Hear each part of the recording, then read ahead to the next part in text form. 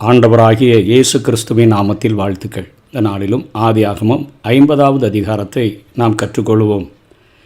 இந்த அதிகாரத்தில் யாக்கோபு மரித்து விட்டான். யோசேப்பு அங்கே வைத்தியர்களை கொண்டு, அதாவது மருத்துவர்களை கொண்டு சுகந்த வர்க்கமிட அவன் கட்டளையிடுகிறான்.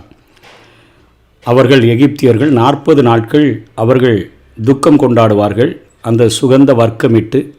ஆனால் இங்கே யாக்கோபுக்காக 70 நாட்கள் அங்கே துக்கம் கொண்டாடினார்கள்.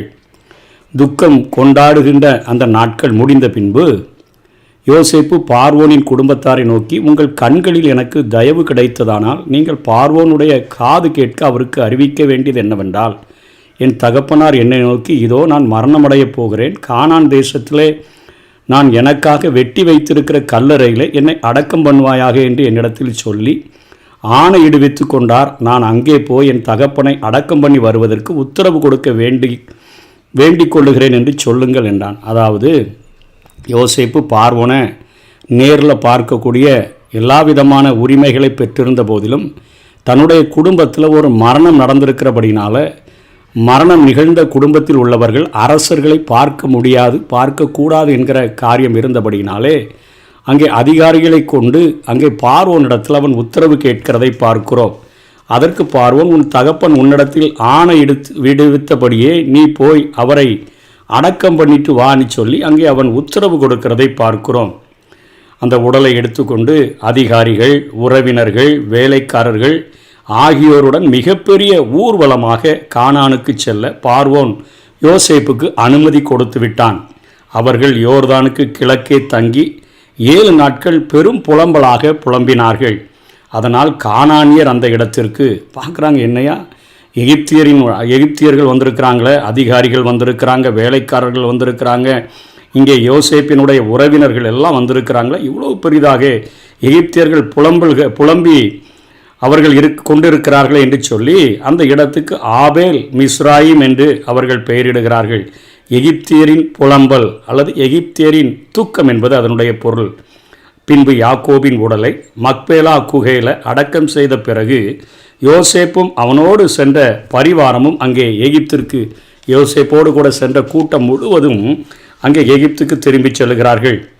இப்போ யாக்கோபு இறந்து போனதனால யோசேப்பின் சகோதரர்கள் தங்கள் மீது அவன் வஞ்சம் தீர்த்து விடுவான் என்று அவர்கள் பயப்படுகிறார்கள்.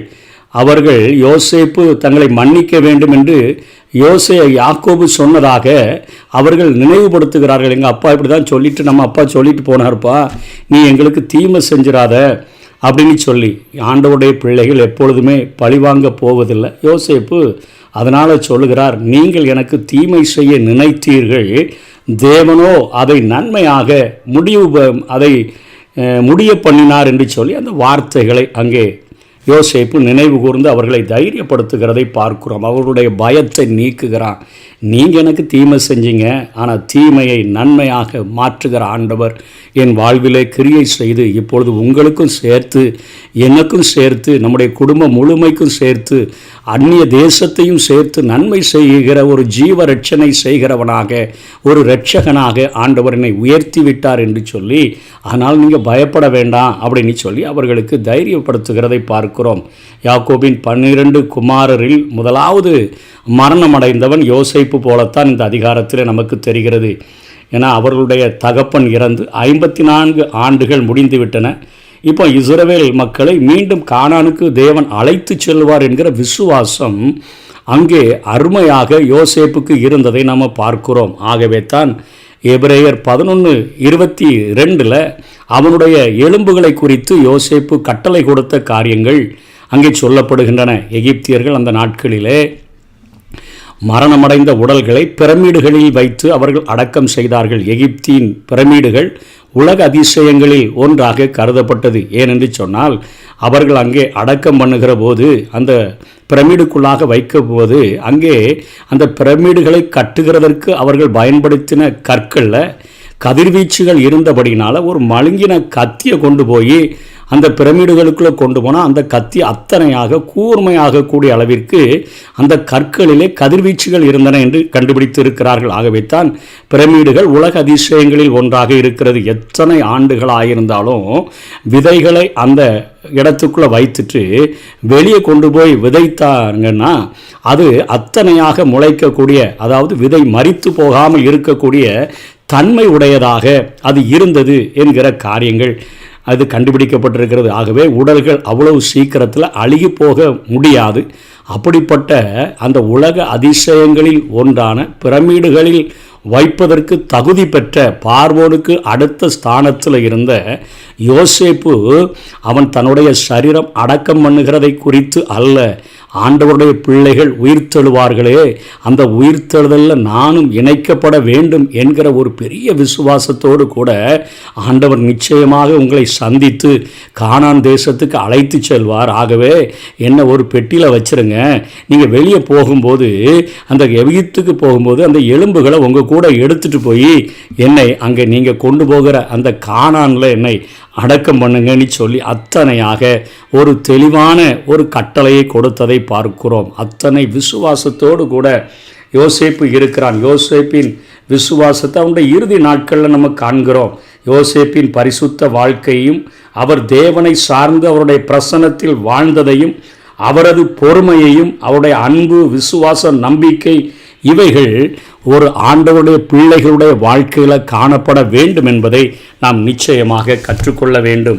ஆகவே இந்த அதிகாரத்தில் யாக்கோபினுடைய உடல் அடக்கமானது ஒரு சிறந்த பிரபுவினுடைய அடக்கத்திற்கு ஏற்றபடி அமைந்ததை நாம் பார்க்கிறோம். அதாவது அவர் தேவனுடைய பிரபு இஸ்ரவேல் என்று பெயர் மாற்றம் அடைந்தாரே, அதற்கேற்றபடி ஆண்டவர் அத்தனையாக அவருடைய மரண நேரத்தில் காரியங்களை செய்கிறதை பார்க்கிறோம்.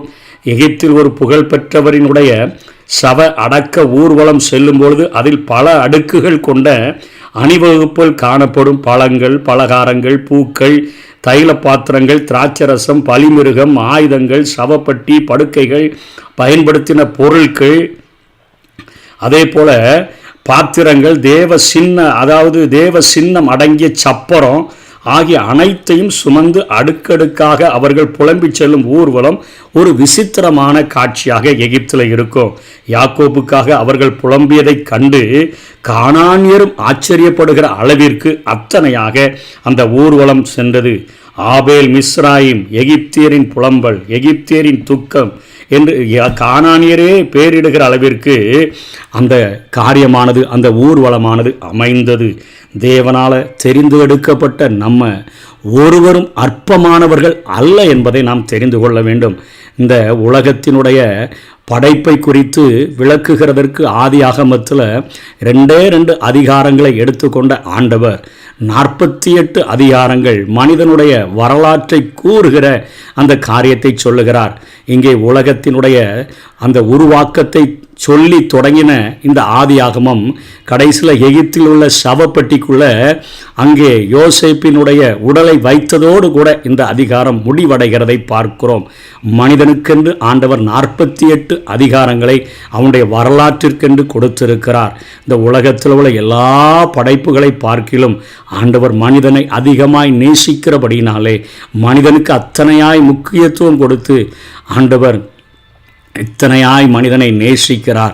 அதனால தான் தன்னுடைய சொந்த குமாரனாகிய இயேசுவையே கல்வாரி சிலுவையில் துடிக்க ஒப்பு கொடுத்து மனிதனை பாவத்திலிருந்து மீட்டெடுக்கும்படியான ஒரு மார்க்கத்தையே ஆண்டவர் உண்டு பண்ணி வைத்திருக்கிறார். ஆகவே இந்த அன்பை புரிந்து கொண்டவர்களாக, இந்த முக்கியத்துவம் நமக்கு ஆண்டவர் கொடுக்கிறார் என்பதை புரிந்து கொண்டவர்களாக நமக்கு கொடுக்கப்பட்ட இந்த கொஞ்ச வாழ்நாளில் யோசேப்பை போல பரிசுத்தவானாக, யோசேப்பை போல நம்ம பாவத்துக்கு விரோதமாக போராடுகிறதுனால இரத்தம் சிந்தப்படத்தக்க அளவுக்கு இன்னும் எதிர்த்து நிற்கவில்லை என்றுதான் வேதம் சொல்லுகிறது. பரிசுத்தத்திற்காக, விசுவாசத்திற்காக, மற்றவர்கள் தீமை செய்தாலும் அவர்களை மன்னிக்கிறவர்களாக, அன்பு செய்கிறவர்களாக, அவர்களை பராமரிக்கிறவர்களாக, அவர்களுக்கென்று ஜீவரட்சணை செய்கின்ற ஒரு பாத்திரமாக, அவர்களுக்கென்று உதவி செய்கிறவர்களாக, இன்னைக்கு நன்மை செய்ய அறிந்திருந்தும் அதை செய்யத்தக்கவர்களுக்கு செய்யாமற் போனால் அது பாவ பாவமாயிருக்குமே. ஆகவே அந்த காரியங்களை நாம் இந்த உலகத்தில் நமக்கு இருக்கக்கூடிய வாழ்நாளில் நாம் செய்து ஆண்டவருக்கென்று நாம் பணி செய்வோம், ஆண்டவருக்கென்று பரிசுத்தமாய் வாழுவோம், ரட்சிப்பு நிறைவேற பிரயாசப்படுவோம். நாளைய தினத்தில் ஆதியாகமம் புத்தகத்தையும் வெளிப்படுத்தின விசேஷ புத்தகத்தையும் ஒப்பிட்டு நாம் கற்றுக்கொள்வோம். கர்த்தர் தாமே நம்மை ஆசீர்வதிப்பாராக. ஆமென்.